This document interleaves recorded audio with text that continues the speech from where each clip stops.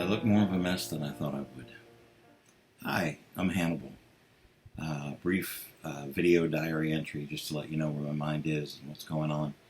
Today is 177, day 177 of being in isolation lockdown because of the global pandemic. I exist in this room. I go out about every 10 days for groceries. I order my groceries online and I go to pick them up at the local Vons, where they put them in my trunk and I have zero human contact. I am an artist who thrives on the intimacy and the dance of close-up performance magic, and I am losing my mind. Hi. Welcome to my home. I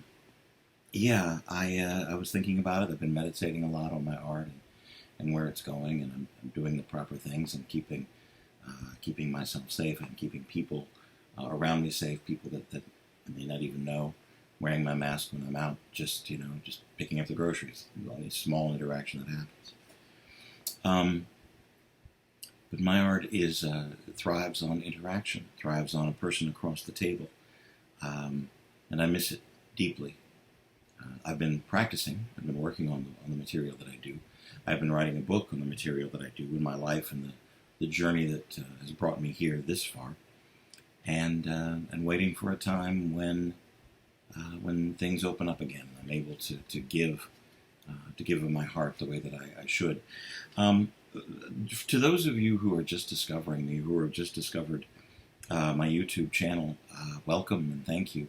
I don't know what happened that suddenly I'm on the algorithms of so many thousands of people, but suddenly the views on the videos that I put up even 9 and 10 years ago are going through the roof.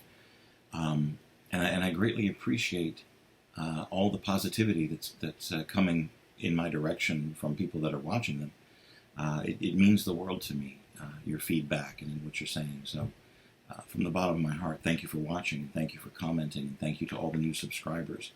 I will be attempting to put up new videos at least once a month, performance and things like this, video diaries like this, at least once a month, just to keep up and give you something fresh to look at.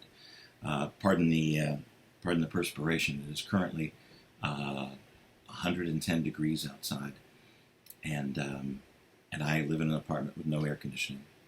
So I have my fan running. If you hear the sound of that, that's what's going on. I apologize if the noise is irritating, but I can't survive without it. Drinking lots of water, keeping hydrated, watching out for my health. But yeah, it's hot. It's very warm.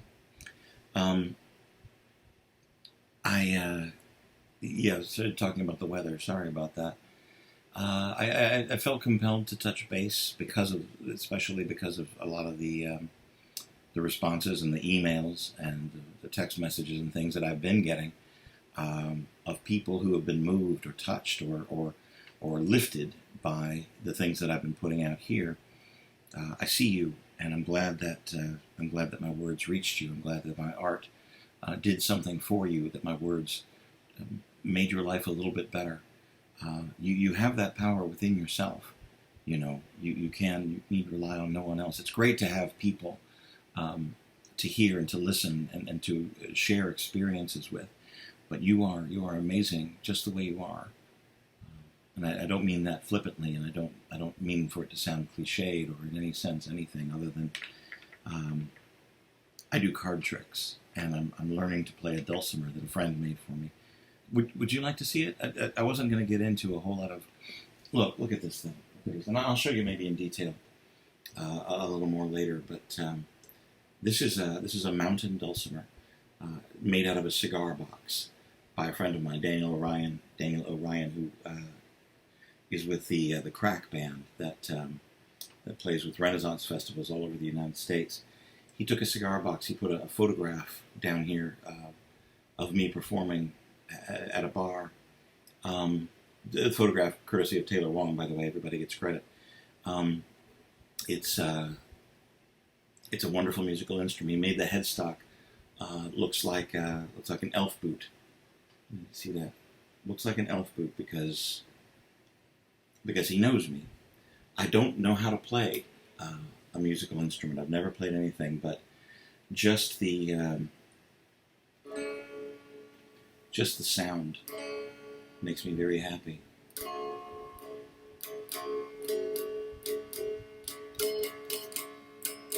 I'm going to learn to play it. I'm going to learn to play it a little bit better. I've got some time. But the point, the reason I even brought this out to show it to you is that this is all handmade, all handmade by Daniel, with me in mind, and I cannot tell you how that touches me. There are coins here below the ridge, because coins, there's a hex nut there over the bolt, and he doesn't know why that's special. He doesn't know why that's special. Lucky Pick Guitars.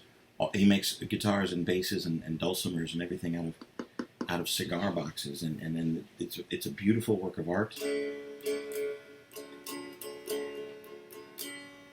I cannot play, but the sound makes me happy. The love that was put into it makes me happy, and so I'm going to put forth the effort to try to learn to play it a little bit better, at least a couple of songs, so that I can share. I could share this joy with other people. But I guess the point is that you never know who you're reaching when you put forth the effort to put your art out there. I'm incredibly grateful for the artistic and moving people in my life who constantly show me the value of what I have to say and what I have to offer, as well as what they're putting in. I'm not going to keep you long. I really just wanted to get on and say thank you and put forth the gratitude that I have. You, those of you that support me with your words, those of you that support me on the Patreon, you save my life every day. You allow me to live. I mean, I have this tiny room that I'm ever grateful for, that is keeping me out of the elements out there. Thank you for that. You send me words of encouragement, and I really thank you for that. You let me know that I'm valuable to you, and that's I'll never be able to repay you for that. I'd like to tell you before I go, I miss you, all of you. A lot of you have expressed interest in seeing me live. If you've only seen me on video, if you've only seen the experience of what I do on video, there's a lot that you don't get from the intimate settings that I like to work in. I desperately miss performing live. I have taken to making sourdough bread, getting good at it. This is a rye sourdough loaf, and it tastes amazing. It's woody and nutty, and I made it out of flour and salt and water. You can take what you have inside of you. You can take literally the simplest things and make something incredible for it. I don't know whether I ought to tell this story or not, but I'm going to, because it's me. Look, I took some things and I looked at a lot of YouTube videos. I watch a lot of cooking shows. It just, for whatever, they inspire me in a lot of different ways. If you read Genie, the Magic Magazine Genie, my next column that's going to come out has a lot to do with the baking shows that I watch and how I'll tell you that story. It melds with my art. I'll tell you that story some of the time. But I started making muffins from scratch. It's dead cheap. It's easy to make, and I would have a nice treat for myself when I was done. And because things are made in batches, I would quite often end up with things that more than I could enjoy myself. Outside here, just about a half a block up, is the corner of my little street and Santa Monica Boulevard, and it's a particular hangout for prostitutes, for ladies and gentlemen that are in the sex worker industry, that are making their living the best way they can, that are working very, very hard to survive in a very troubled, very desperate world.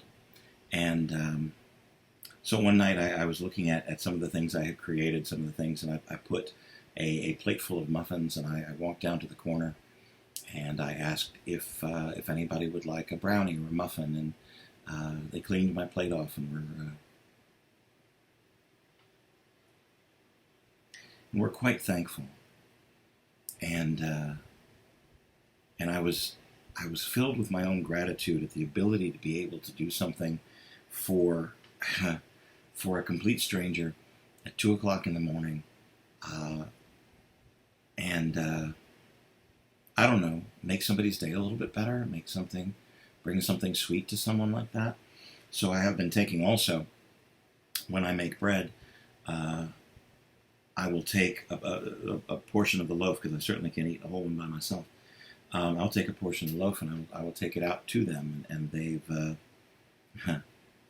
come to love to see me coming, bringing whatever I'm bringing, and it does my heart good to make it, to be able to make something for someone else. And I maintain social distance, and I wear my mask, and I will take a grocery bag of whatever I've made, and I will set it down between us and thank them for for enjoying what I'm bringing, and there's no contact at all. That's I don't think I've come any closer than maybe 15 feet to anybody in the past 177 days. Anyway, I could go on about that. But the point I'm trying to make is that there's literally someone in your life who needs something from you. And quite frankly, there's probably someone in your life who has something for you, a gift for you of some fashion. I may have just... Did I go off? I might not have gone off. I don't think so. Nope, didn't pause. Sorry, my screensaver came on while I was talking, and sorry, technology. What are you gonna do? And I don't do a lot of editing for this, so the warts come out the same way they are. I look like I'm sitting in a 92-degree apartment. Sorry, I'm off track. Maybe I was getting too full of myself, and the computer was like, all right, we're gonna stop talking. There's something you have that someone needs. And there is someone out there who has something that you need. We are literally in this all together. There's not really... I understand ideological differences, believe me. I understand religious differences. I even understand how someone could think less of another person simply by the color of their skin or the heritage of where they came. I can really understand that. I grew up in the Deep South. I saw firsthand racism from the wrong side of the fence. I'm very grateful I didn't grow up with that mindset. So while I let me be very clear, I don't approve of it, I do understand where it comes from. So I've been, in my meditation, I've been striving not to think of people as us and them. They're us and us. We are literally in the same storm, though we may be in different boats. I would encourage you to do your best to extend love rather than friction. Do your civic duty. Vote. Vote. Make sure your vote gets in. Stand up for the things you believe in. Make sure your heart is in the correct place. Make sure you are taking care of yourself. Drink water. Breathe. Relax your shoulders. Let it all go for a little bit every once in a while. I want to learn to play a dulcimer so that I can play a song for you. That's kind of it for right now. I really didn't want to make this too long. I was going to try to keep it under 10 minutes, and boy, I failed at that. But I hope that some of my words reached you. I hope that you find some value in this little video diary. I'm going to try to put up a video, whether it's performance or something like this, or poetry reading, or something that means to my heart. I'm going to try to do this a little more often, at least once or twice a month, for as long as it is long. I love to hear from you. I love that you're watching this. I hope you've watched it this far. I know a great many of the people who started watching this have not made it this far, but that's okay too. It does my heart good to be able to say the words. Anyway, we'll get through this. We will survive. We will find a way in our own little corner, wherever we are, to thrive in our way. I'm going to send you love. I'm going to continue to expand the magic that I do, the humor that I do. I hope you're okay. I hope that you haven't stopped looking for the light and the love. And I am sincere when I say I hope there is love where you are. I hope that there is love where you are. I'm Hannibal. 177 days in isolation, fellow prisoners, and I haven't given up hope. And I haven't given up on love. And I haven't given up on me. So there. I'm going to bake some bread the next couple of days. If you want recipes, if you want to share recipes, if you want to chat, here I am. Love you. And I'll talk to you soon.